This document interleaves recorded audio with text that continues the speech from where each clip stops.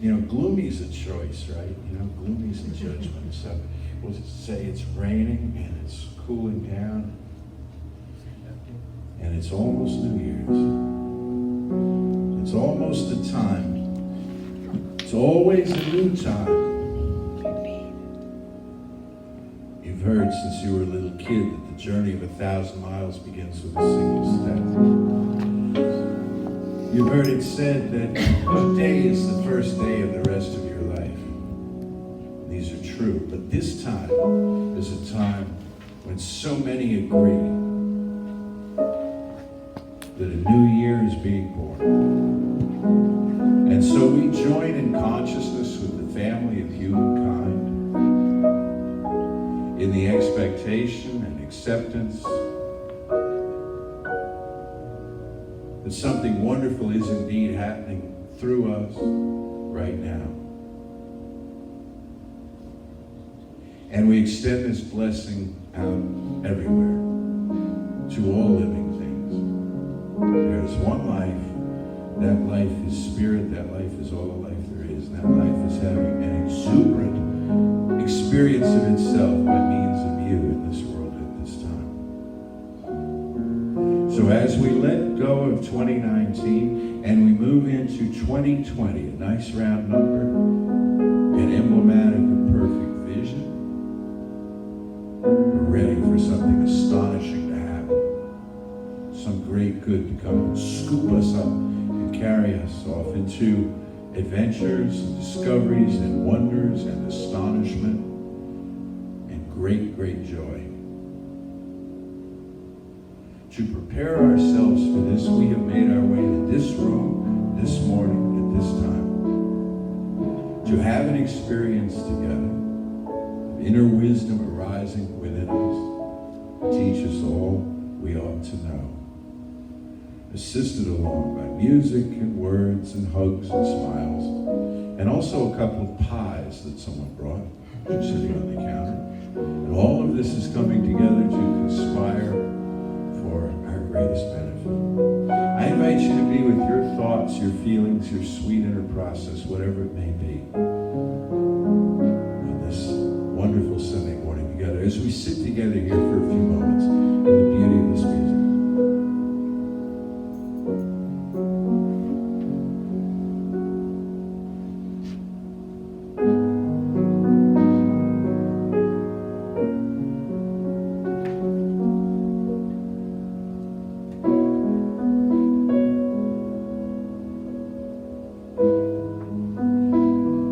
Universal love enfolds me, universal wisdom inspires me, universal spirit enlightens me, universal power encircles me. I am one and all is well. I invite you now to open yourself to the miracle-working higher power and symbolize the unity of your thinking and feeling nature by touching your chest with your right hand, letting my words act as your own for your own inner acceptance and receptivity. I acknowledge that there is a power, intelligence, and wisdom greater than my own. I am in the midst of it, and it is in the midst of me, sensitive and responsive to my every thought, word, action, and feeling. I now make this true for myself by saying aloud, I acknowledge. Acknowledging this higher power working through my life, I admit that I am personally responsible for solving my own problems, while being guided and assisted by something greater than myself. As I become ready to surrender the conflicts of my ego to the wisdom of this infinite presence, I simply speak these words, I surrender. Knowing that forgiveness is the key to unconditional love and the feeling of heaven, I now unconditionally forgive anyone and everyone who has ever injured me in any way, real or imagined. And I now forgive myself for all my mistaken judgments and their resulting actions. From my deepest level of understanding, now I say, I forgive. Realizing that I continually experience the effects of my own thinking, I now choose to allow this higher power to recreate me deeply, filling my mind with thoughts that are only constructive, positive, loving, and beautiful. I call upon this divine inflow by stating aloud, I choose. I now center upon that one special idea that I'm willing to accept as real for me in this coming week, visualizing this idea as already acted upon And seeing my idea become a fact of my experience, I enjoy the happiness and peace of my thought fulfilled, and gratefully speak these words, I accept. I accept. Knowing that I have an everlasting place in the midst of the power that sustains all creation, as well as the support of all those around me, I allow myself to relax in the peace of fulfillment and gratitude and say, I release. Now in my mind's eye, I envision the presence, the face of someone who has touched my life in powerful, wonderful ways. This could be a friend, a family member, a teacher of mine. It's someone who's not physically present with me in this room this morning, so I greet this being of light and consciousness, turning toward that face I see in my mind's eye and saying, I'm grateful for the good in your life. Now I open my eyes to the world around me, turn joyfully to these folks here and say to each of them, I'm grateful for the good in your life. All right. I want to thank everybody who was here Christmas Eve for one thing. The musicians, we had a great turnout and just a beautiful time together. And you see some of the remnants of it here with candles and whatnot. And on Tuesday night, and Danielle will be, who's our announcer today? I'm not sure. Danielle's doing everything today. Nancy is that good. Oh, good to see you. And Danielle's the practitioner of the day, and next week they host a brunch and all. But on Tuesday night, Nancy will tell you, New Year's Eve service, burning bowl ceremony. So that's why we have all the candles and stuff still out. And I want to thank Natalie Maisel for the Yule ritual at 9:30 last Sunday. That was sweet and wonderful. And I want to thank all of you, and I hope you had a wonderful Christmas if you do Christmas. And now we're going to talk about what is yet to come, the new year, and some ideas on goal setting and all. So, in advance of the basic series on the science of mind, which we do every January, that starts next Sunday. Reverend Arthur will be joining us for one of those Sundays too to speak. So what I want to tell you is this, having to do with the setting of goals. It's a time, like I said in the meditation, when we all agree that this is what we ought to be doing. People ought to set intentions and make resolutions. A lot of times the resolutions are negative. I don't mean bad, I mean they're to not do stuff. You know, like to quit this, do less of that, or they're ferocious and physical, and they all kind of come together at once. Like, I'm going to quit smoking, go on a crash diet, work out, and all starting, Wednesday. And you make it to about Friday, or maybe a week, and you're just, and then you loathe yourself, then you're worse off than you were, because now you absolutely unambitious, gutless person who just couldn't make it this far, so we throw all that onto ourselves, and then we feel so bad, then we have to eat and smoke and drink and do all of the stuff and so then we're, all right, there's a remedy to this. First of all, you don't have to be different than you are. If you choose to be different than you are, that's not the same thing as having to be different than you are. We sing a little song, I love myself the way I am, and still I choose to grow. It doesn't say, but still I choose to grow, because if it did, if you put but in a sentence as a conjunction like that, it tends to invalidate the clause before it. Have you ever noticed this? I'm fine, but means I'm not fine.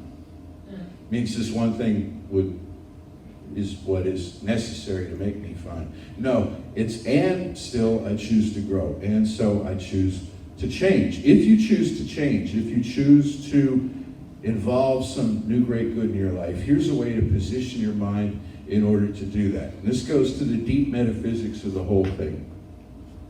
It is this: there is one life, one power in this universe that is having an experience of itself in the world at this time by means of you. That power made you. It made everybody. It made everything that exists.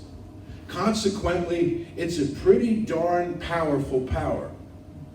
It's got everything going for it, and all of that is being poured out into you and through you into creation. Nothing is lacking.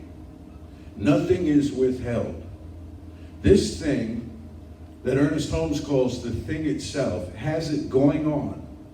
It knows what it's doing, and it's busy doing it. Therefore, when you decide that you want to make certain changes, it's there for you with what you need.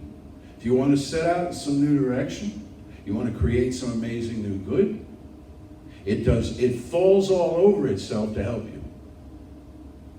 Because that's why you're here, is to express yourself more fully, more abundantly. And the universe backs you up on that. We believe in this place, in not only a safe and loving universe, but a provisional universe, a universe that is delighted to bring you whatever you need to further your experience of being you. Whether it's material supply, cash money, new friends, big ideas, it's there for you. It will bring you this. All you have to do is believe it. And sometimes believe it before you see it, which you've been trained since infancy, basically, to not do, so as to not get taken in. It's been foolish. Oh, withhold belief until, you need hard evidence and stuff. Because whoever was teaching you that, as kindly and good and loving as they were not a metaphysician. The metaphysical idea is you believe it first, then you see it. You should not take my word for this, or anybody's word for this, no matter how beautifully they may put it, or how often they may. I was reading a little Catherine Ponder the other day. If you're familiar with Catherine Ponder wrote 1 million books all on the same subject. One thing, prosperity. That was her thing. She had this, and she became, writing her books, very prosperous. Funny how that works, And so you would think, well, if I want to know something about prosperity, I would go and I would listen to Catherine Ponder tell me what it was, and then I'd have it. But you should not take her word for it, or anyone's word for it. You should try it yourself, see how it works. So here's what I invite you to try. Set an intention for yourself of how you want your life to look in the coming year, and if you're not sure where to start, try this. First thing, 3 questions. First question to ask yourself is, what am I good at? Second question is, what do I like to do? Third question is, what would I like to do if I were good at it? So what am I good at? Make a list. A vague list. I'm good with people. What does that mean? You want to narrow it down a little bit. I'm persuasive, I'm compassionate, I'm good with, I like to work with tools, or I play a musical instrument, or I have a facility for languages, or I'm a great cook, or what. Make a list of the stuff you're good at. And then what would you like to do? What would you like to do? That's maybe a little harder list, take a little more time. Well, I could do anything at all. Sometimes we blow it out of proportion to our ability to wrap our minds around it. You tell somebody, especially a young person, hey, you could do anything. And they're kind of like, great. Like what? Where do I start? I maintain, and many metaphysical teachers do, I come to find out, that we know what it is we want to do. And it terrifies us. So it's kind of under the carpet, it's under layers of, let's get busy painting the garage today. Let's do stuff. Let's do busy work so as to not have this thing come up, because it's really kind of terrifying. But if you believe in a safe and loving universe and you cultivate that belief within yourself, it becomes less terrifying, it becomes inevitable, it becomes simply the thing for you to do. So what are you good at? What do you like to do? And what would you like to do if you were good at it? Because there are things that we hold ourselves back from because we don't have the skill set. I'd love to be able to do that, but I don't know how. Well, you can either learn how to do that, or you can find what about that appeals to you and extract that from the thing. You see what I mean? It's like maybe you don't want to act, but you like the kind of the theatrical scene or something, Well, what about this appeals to you? What about this? Practitioners often will ask their clients, what about this appeals to you? Or what about this bothers you? Try to isolate what that thing is, you see, and go for that. So these three things, what do you like to do, what are you good at, and what would you like to do if you were good at it? As you surround yourself with these ideas, and you mull on these ideas, the answers will start to fill your dreams, your sleeping dreams, also your daydreams. Stuff will enter your mind and you won't know where it came from. And I'm not talking insanity here, I'm just saying that there'll be like a crawl across the bottom of the TV. There'll be ideas coming to you and you won't, and you say, well, I don't know how to do this. I don't know why this is coming to me. This must be, you have the wrong party. You have the wrong party. The party you wish to speak to is not inside my head right now. Why is this coming to me? Okay, let me make this point very clear. When you hear, I'm going to spend a lot of time early this year clearing up what I think are misunderstandings about metaphysics. I'm writing about this and talking to you about it. I don't want to make anybody wrong, but sometimes you set the course just a tiny bit off and you head off in a whole new direction. One of the misapprehensions about metaphysics, you'll hear people say, perhaps they've said it to you, there are no accidents. There are no mistakes. And you know, a lot of times we say that weaponized. There are no mistakes. Oh, your whole life just fell apart? Well, there are no accidents. You know, your house is burned. Well, there are no accidents. Meaning, like on some level you created this dude and there you are. Well, I really think in the final analysis it's true, but it's way more complicated than just simple effects from simple causes. And a way to look at no accidents is to look at it positively rather than just everything that goes wrong, everything that goes sideways. How about information that comes to you when you're not ready for it yet? That was no accident. You don't write music, but a whole song jumped into your head with orchestration and everything.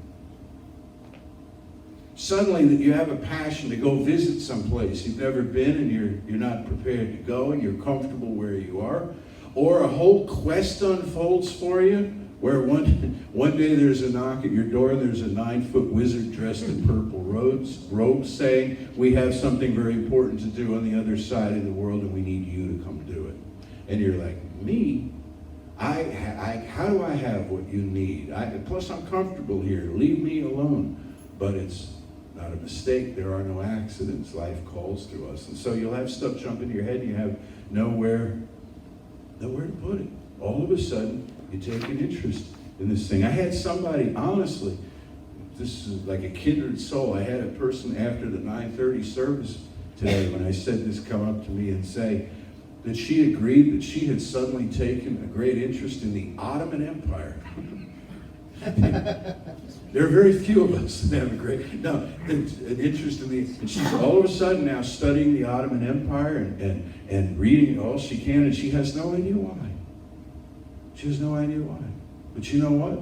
There is a reason, and it will come to her. And it doesn't necessarily mean what you think it means, which is I'm going to get a PhD in Ottoman Empire studies. It could be simply there's one facet of that civilization that has something she needs because she has something somebody else needs. The information passes through you, not always for the purposes that you think. It's not always yours to capture. Sometimes it's yours to just wave by, but it's not an accident. You see? It comes through you just for your own entertainment. You don't have to learn how to sing every song you like. Maybe your job is just to listen, just to hear it, you know?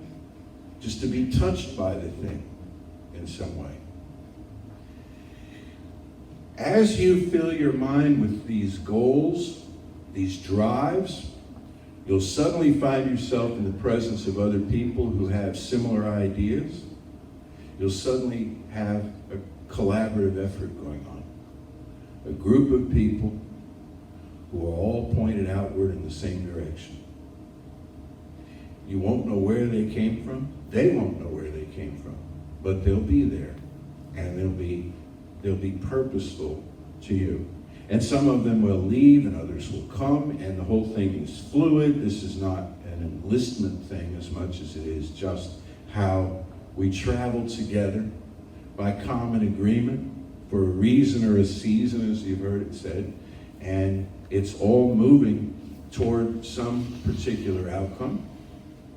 Here's another thought for you. When you have an idea of what you want to create in your life, I'm reminded of a little booklet that I got when I first came into religious science. It was all I think I could afford out of their bookstore. And it was a little 8-page saddle-stitch thing by a minister at that time named Carlton Whitehead, who was in Chicago. And he wrote this booklet called Can You Keep a Secret? And Can You Keep a Secret is about a very specific metaphysical application, which is when you have an idea, especially a big vision, a comprehensive kind of thing, don't tell the whole story to every person who listens. Hold it close. Because you're not after approval. You're after attainment. There's a difference between approval and attainment. If I tell you some great thing I want to do, oh, that's one of that, everybody jumps their feet and cheers. Then I sort of have my reward. And now a lot of the juice for doing it is kind of gone because everybody's, No, you want to hold your power. It's not that others are like evil or corrupt or trying to limit you in some way, but it mixes up the energy. Focus on what you want to do. Ask others for help for certain pieces of what you want to do without giving the whole vision away. Ideally, you want to raise the curtain on the thing when it's in form, and then there it is. And it's indisputable. And it's just so. Imagine that you're working with the only power there is in the universe. I cannot overstate the power in the power. It made everything out of itself. That's some strong stuff, man. And that's what you're holding close. That's what you're conserving.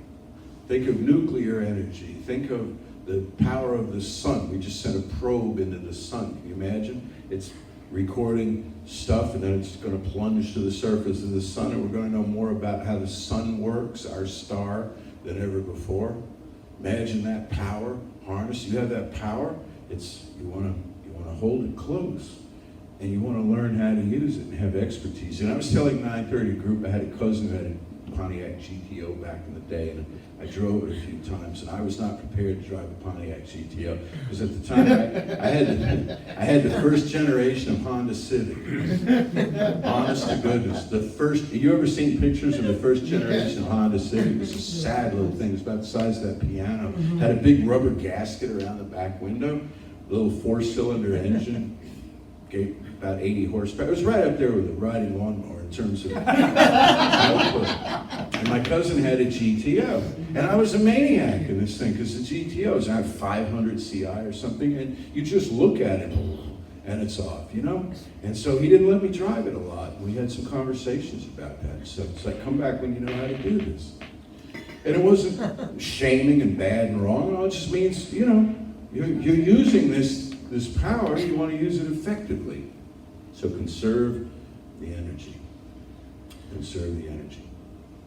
And I guess, finally this is realize that you gotta work at it. Metaphysics is something that you have to work at.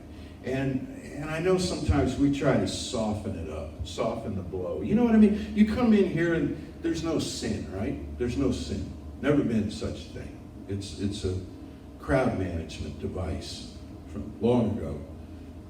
You're wonderful just the way you are. We love on you. You're just great. And sometimes it's we don't want to have any we don't want to harsh or mellow at all in metaphysics. So we sort of walk a wide circle around the idea of hard work. But this is hard work. It's good work, and it's this work, and it's that work, and it's hard work. Because it runs counter to the training that most of us have had for how to deal with this life and how to deal with this world.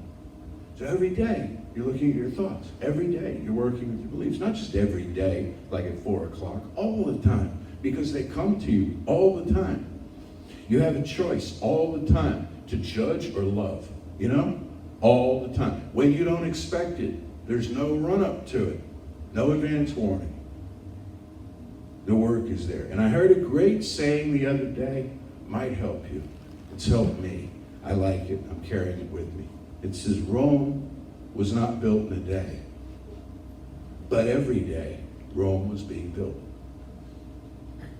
Think about that.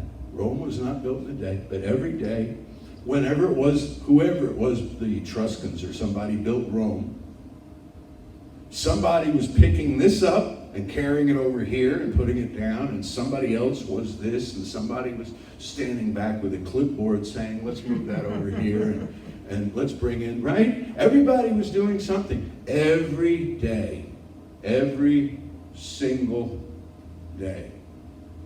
So it is that in our life, we're building consciousness every day. Do something every day.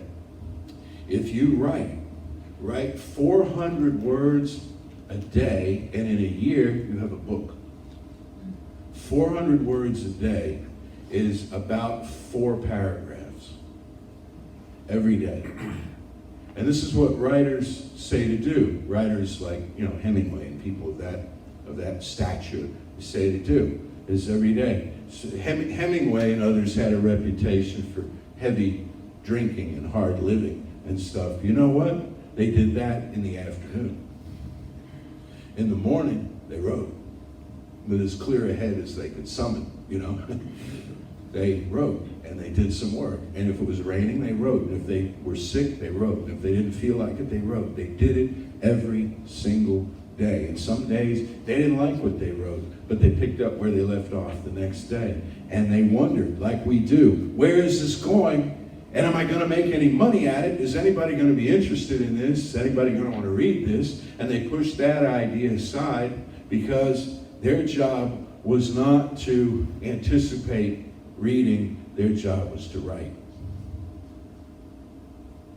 So consider the what, not the how it's all going to come together. It's going to come together the way that it does. The good that you seek is right now, wherever it is now.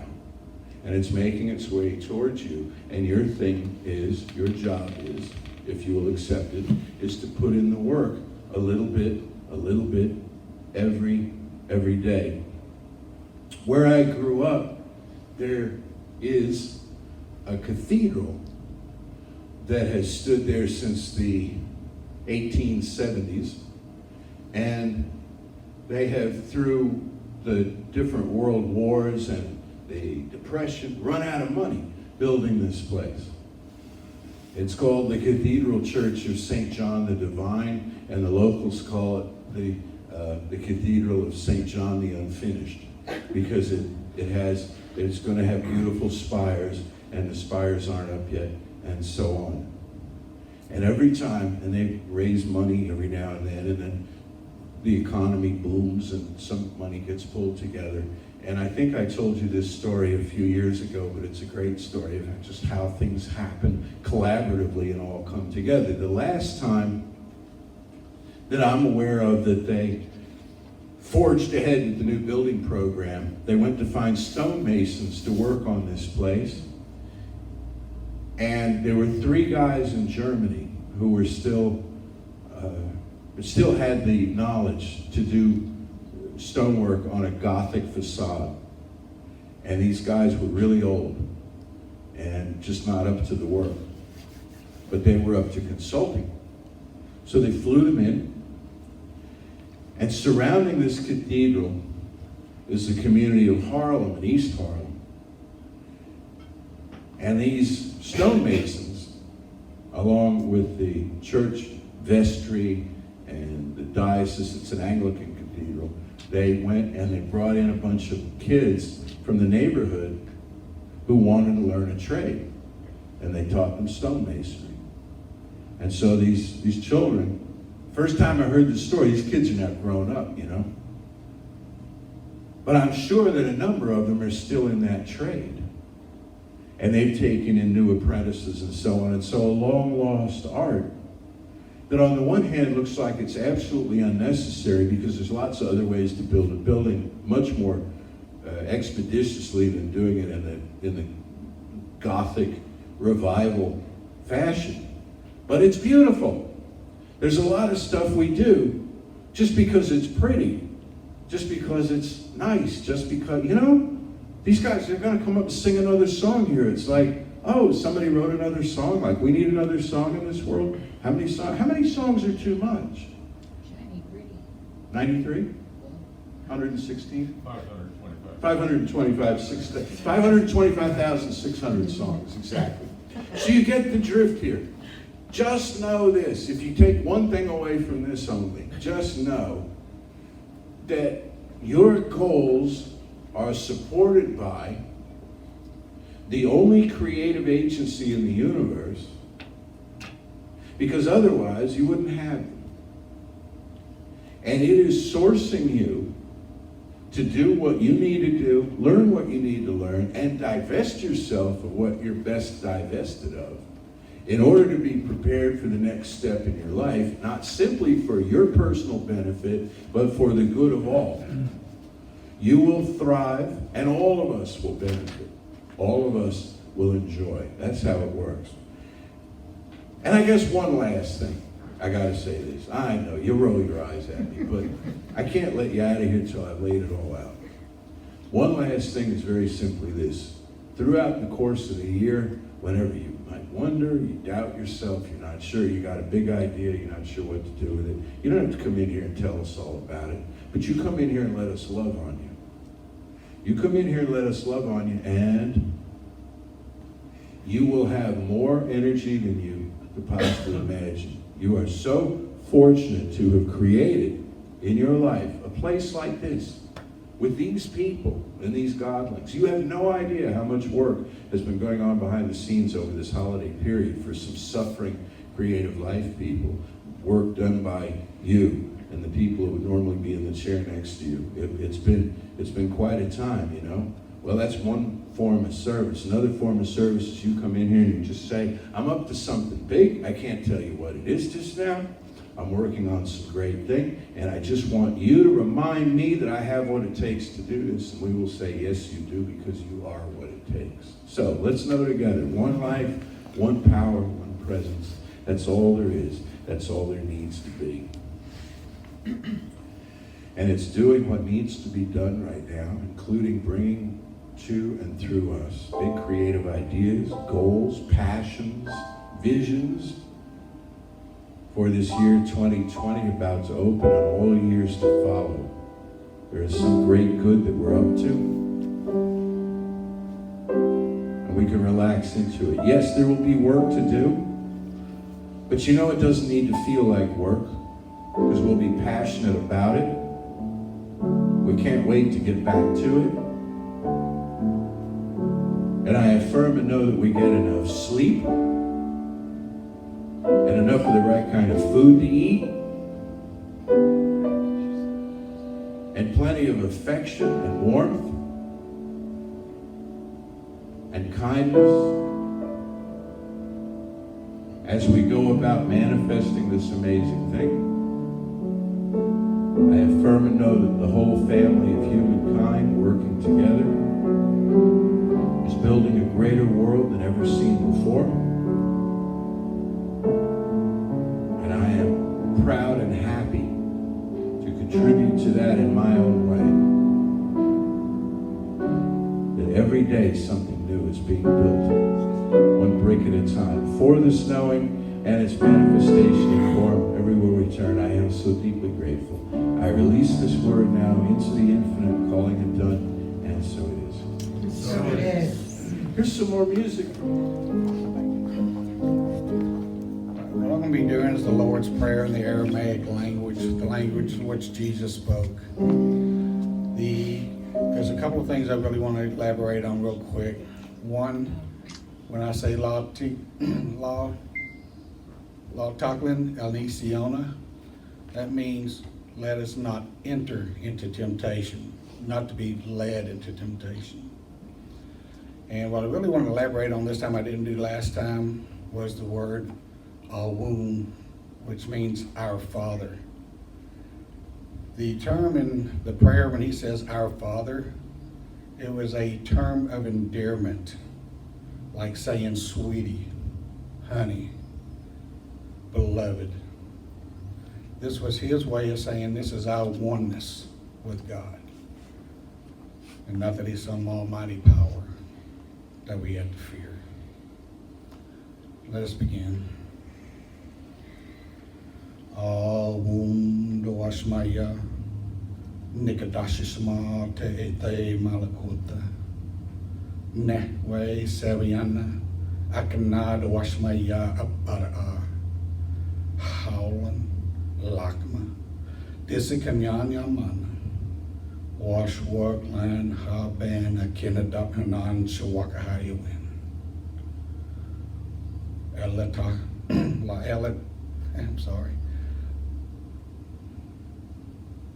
La Taklin Elisiona, Ela Pasamendisha, Mitto, Dalahi, Makuta, Haila, Tishbolta, La Alam, Amin, Amen. Amen. Bless you.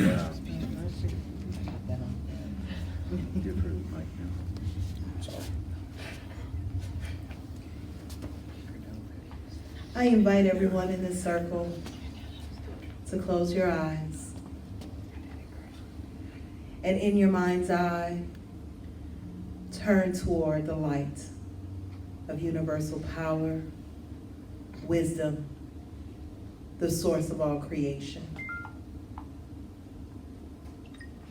I invite you to remember this is your true home. This is the source of all. And as we go into the new year, know that you always have this home to return to.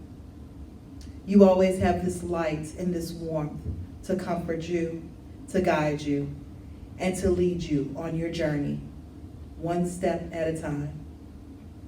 And for this, I am so deeply grateful. I release this back into universal source being, knowing that it is done. And so it is. So it is.